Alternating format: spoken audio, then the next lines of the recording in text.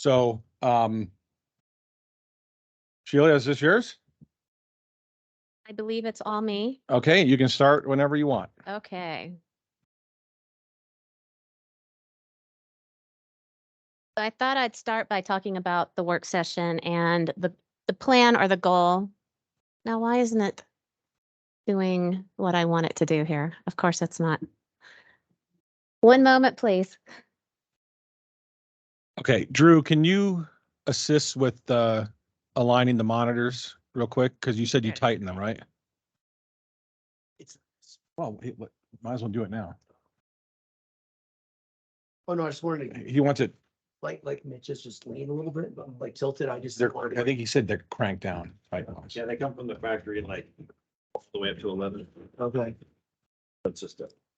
Oh, I didn't want to break it. No, Okay. no, no, no. Oh, okay, great. Thank you. Absolutely. Sorry for the interruption. That's all right. So the idea behind the work session is to use this as a time for you to ask questions if you have specifically about cases to kind of help expedite the meetings.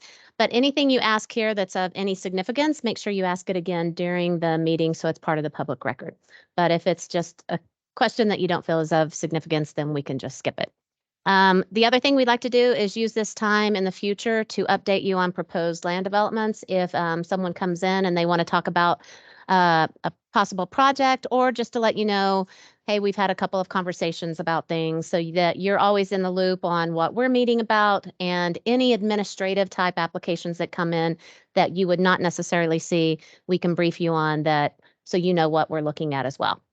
And then if we need to use this time for training, we could do that as well. So that's the idea behind this work session, not just this one, but any future ones that we do.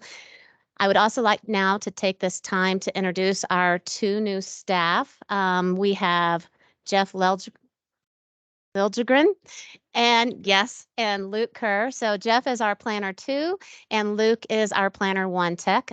Jeff is from Denver, drives in, and we have Luke who just moved here from Oklahoma. He's an OU graduate, so we're happy to have both. I'm happy to have both, and they will be taking over more and more, and we'll be saying bye to Sean from Jacobs as we take stuff back in-house. Excellent. Thank you. Welcome, both of you. See you. And Mayor, for the audience, if I could, I'd like to introduce Bob Cole.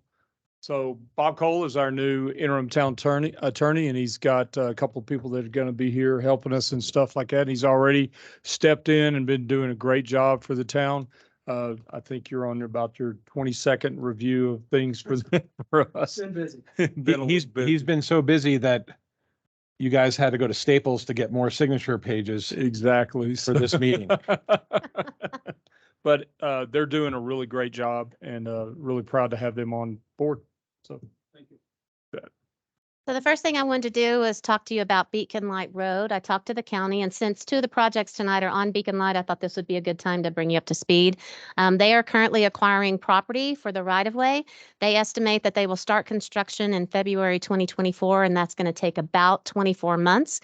There was no signal or roundabout planned at the intersection of County Line Road. They said based on their traffic studies, even with projected future traffic, it's not warranted. So there right now, no signal, no roundabout at the intersection of County Line and Beacon Light.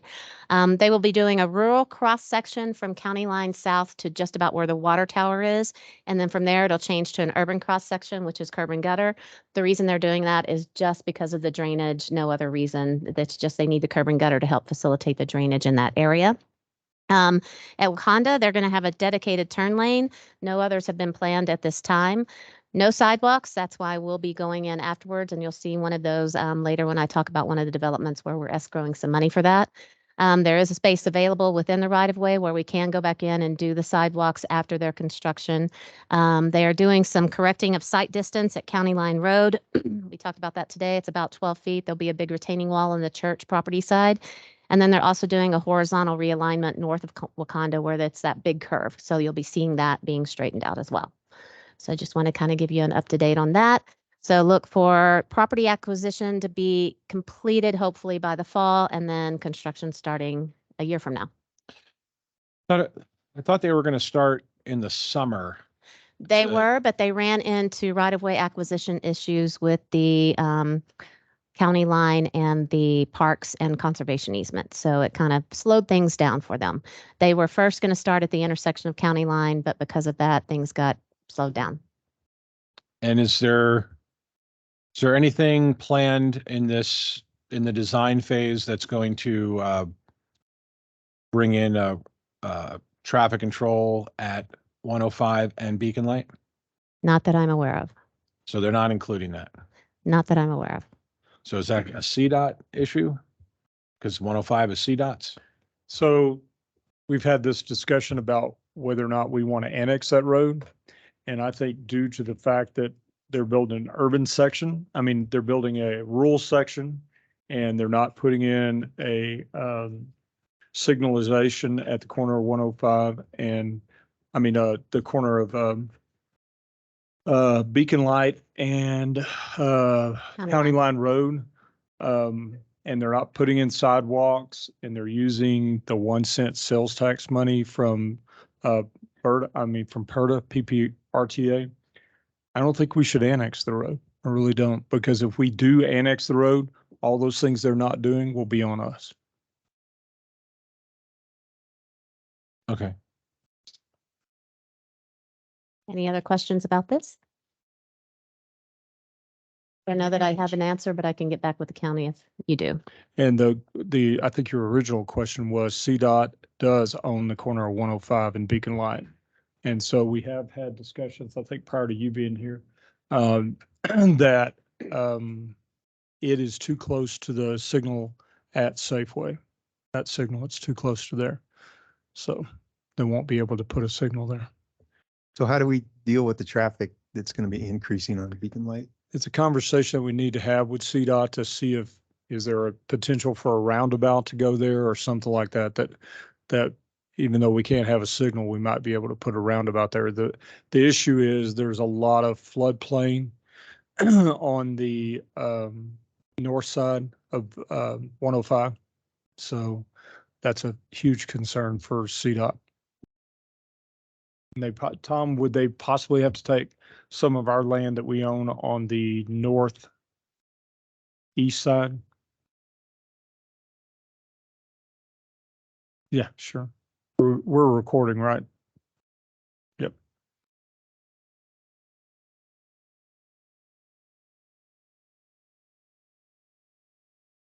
Section of 105 and Beacon Light. One of our big concerns there is we have two of the major pressure reducing vaults for the town's water system. One of them is buried right on the corner, right where the pavement turns. There's one there and there's another one about 30 feet to the northeast.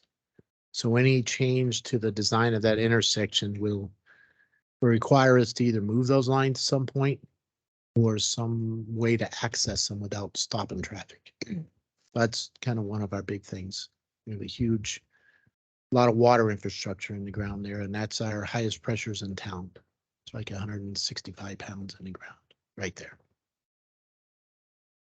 So what would we do if we overload that road and nothing happens? You mean overload as in too much traffic? Yeah, Or exactly.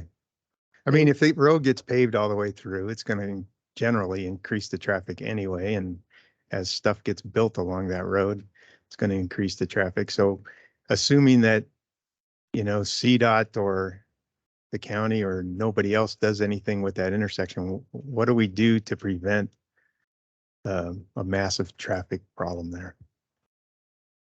I don't know right off the top of my head. I mean, obviously that's a conversation that we'll have to have with CDOT, suggestions and ideas. I mean, there's just not a lot of room. There's a drainage through there, and like I said, major water lines. There's if you look to the north west, it immediately drops off right after the edge of pavement down into Crystal Creek. The other side is the town has the booster station that supplies water to the current tank. There's just not a lot of room to do much there.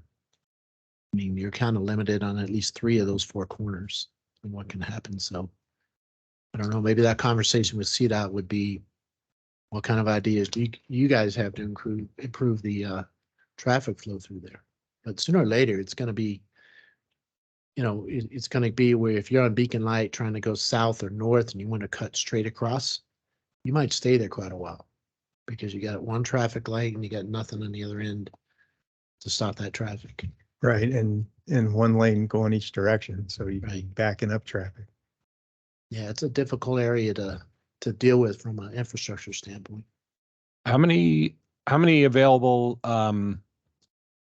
plots do we have left in our area along Beacon Light from 105 to the water, because it ends at the water tower, right? Yes. Here's So- the aerial. Without any annexations that we've, Without any annexations, as you can see by this aerial, there are 4. And one of them is in for tonight, so you'd have 3 left. and those are all light industrial use? Light industrial or commercial. Okay, so And Tom, wasn't there one on the west side of Beacon Light that possibly could be built on that is single family? Behind the duplexes? You're talking in a Century Lane? Yeah. neighborhood? Mm-hmm. There's an area, a narrow area, a strip of land behind all the homes that could be built on. And we had somebody approach us 5-6 years ago about that. But you couldn't put very much there. They Right. would still have to do your egress through the Century Lane roads. There's no Right. way you could get that close to the intersection and access that road. But they would still come onto Beacon Light Road, right? Eventually, yes, they'd have to get to there to get out of the neighborhood. And then their only way out of there would be Beacon Light and 105. Right, and if there's ever any development in the Wakanda Meadows area, I would imagine they're gonna run into the same issue and put homes there and their only main road is gonna be Beacon Light Road. Right. and there'll be no roundabouts on Beacon Light, right? There'll be no traffic control at all from 105 all the way to County Line? There was no discussion about that intersection. It was just what they were going to be completing from Wakanda North. I think it's worth a conversation, possibly politically, between the representatives of the council and the county commissioners. I'm a little disappointed with the design. Okay, Not to put that on you. thanks. You like having a conversation with our county commissioners? Let's do it. All right. Sorry, It's all right. So the first item I'd like to talk to you tonight about is the Beacon Light annexation. This is an annexation and a initial zoning to light industrial request. So on the left, you see the vicinity map where it is. It's within the growth area. It is outside of the city limits, but it is shown as light industrial on our future land use plan. In the county, it's zone CC. When asked why they were coming in, previous to me being here, staff had encouraged them to submit an annexation. We wanted it to be we showed it was in conformance with our growth area plan, but also to provide us control along the Beacon Light corridor, and to extend our city boundaries further up north. The proposed zoning is light industrial. They have 2 existing buildings and they plan to retain the current use and functions in those buildings and then have a 3-phase construction. Phase 1 office building, phase 2 storage, and phase 3 storage. They are looking at the light industrial, so any new buildings that come in would go through the administrative site plan process. Maximum lot coverage 40%, front yard, depending on which way you're looking at. These are the different standards within the light industrial district. Rear yard is half of the front, side is a quarter of the front, and then the maximum height west of I-25 is 75 feet. There are a lot of little substandards within the light industrial, depending on where you are, how high your building can be, and for each additional distance back from your front yard setback, you get some additional height. So all of these little words here are just all the different industrial standards that would apply. This is their conceptual plan that they brought in to give us an idea of what they might do on the site. So you can see the existing buildings and then where they might put their new buildings. We do have an annexation agreement with them. They will transfer their well and water rights to the town. Until they tie into town water, they can continue their potable and non-potable uses for irrigation. We will be collecting $20,000 in parks fees, and we will be collecting a traffic impact fee at the time of building permit review. There is a standard in the code that requires a 500-foot setback from residential zone district, but it only applies to PUD boundaries, not any straight standard zoning boundaries. So are there any questions about this annexation or zoning that you'd like to have us look into or be ready to prepare or present to you later tonight? So we're going to have a presentation on this later, correct? Yeah, this is just to get you familiar with the case, and then if there are specific questions that you have, give us time to be able to find those answers for you. So why is there a 500-foot setback required on the other rezone? I'm not really sure. So at first, when we read it, we thought it applied to all light industrial, but if you read the exact language, it says 500 foot from a PUD residential zone district. Not sure why it's specifically labeled that in the code, but that is what it applies to. PUD, not a standard zone district. That's probably what happened with Connexus, right? They were Um, under 500 feet. They were under 500 feet, correct?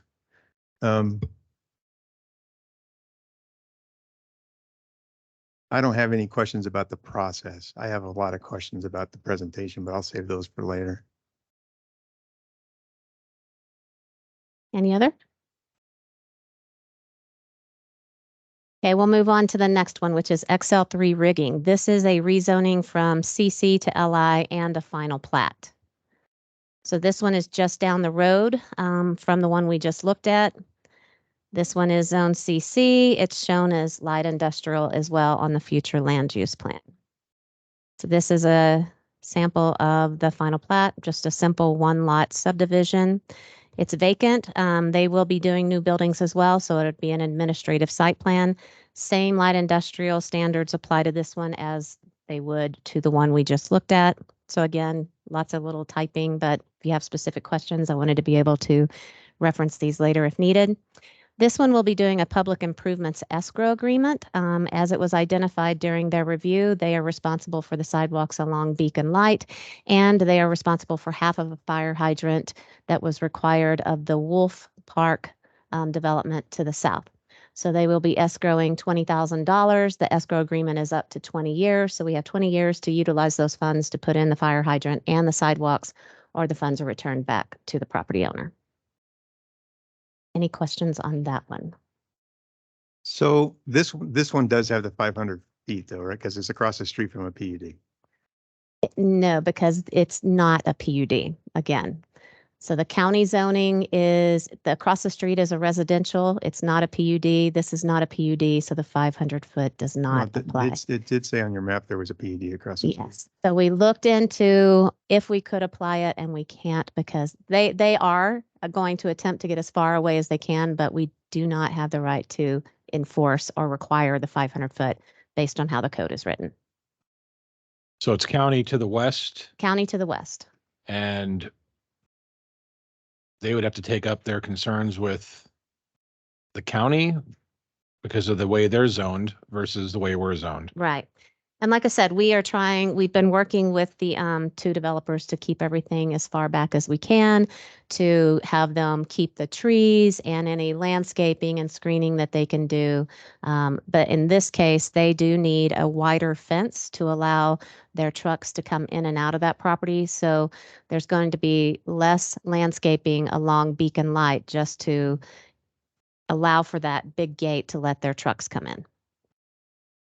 So a lot of municipalities, when you develop a property, they require the sidewalks to be ADA compatible for the entire length of the project, even if there's no connecting sidewalks. So in front of each one of those parcels, it would be a sidewalk basically going to nowhere because it's just in front of that.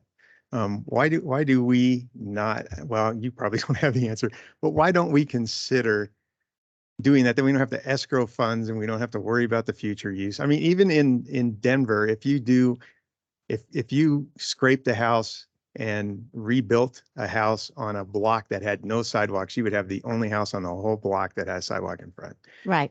And we do that, but in this case, the reason the escrow funds were recommended versus having them do that was the timing of the construction of the road by the county. So we didn't want to have them put the sidewalks in and then have them thrown out during the construction by the county if they damaged them and destroyed them. So making sure that the county got the road in first and then we come in and put the sidewalks in after. All right, that makes sense.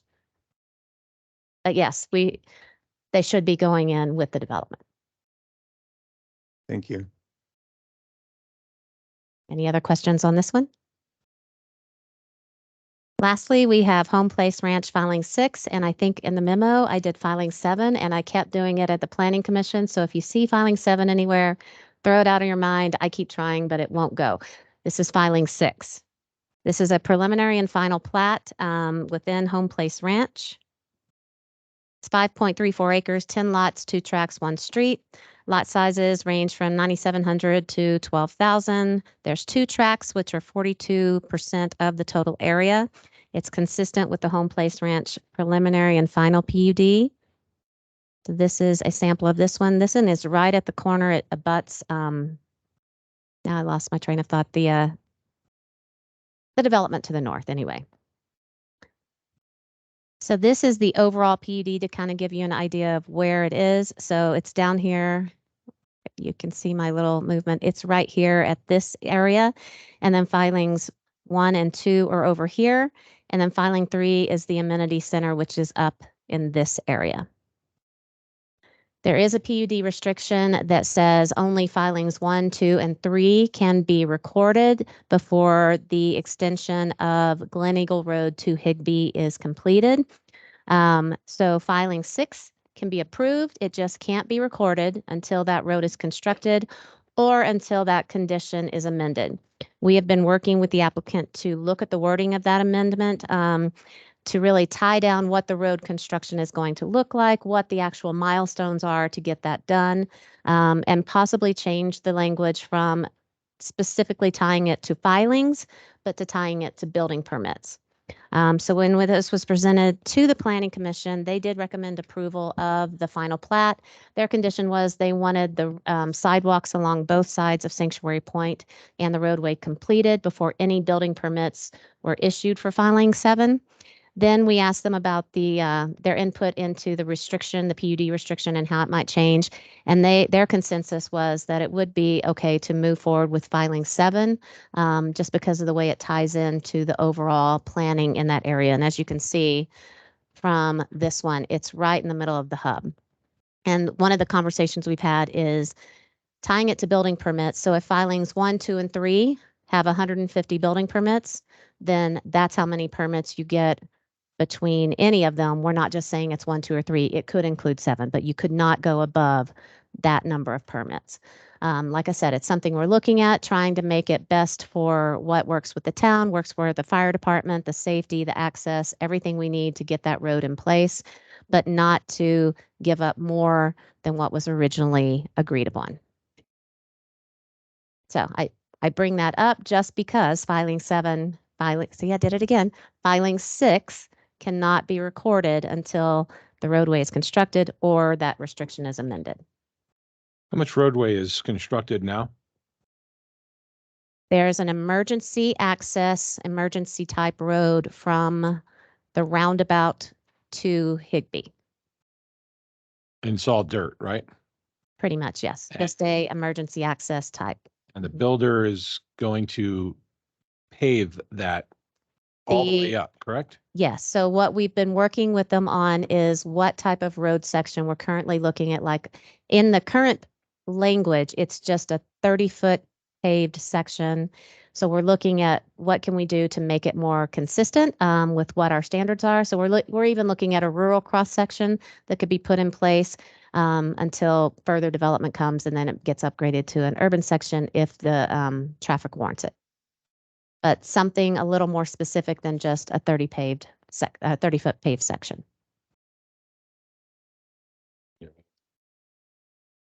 That whole area has been a source of contention for a while. Yeah, residents, now council members have brought up the concern. Anything?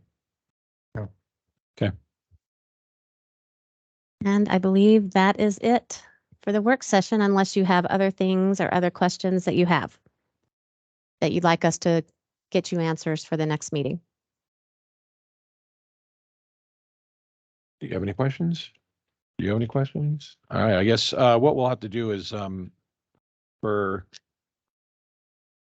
Councilmembers Kimple and Abbott, we'll probably have to just get them some time with you. If they have questions, give them the link to the recording once it's ready and see how that goes. Okay. Thank you. Okay, I guess we will recess until 32 minutes from now. Unless there's something else that I'm missing here. Nope, okay.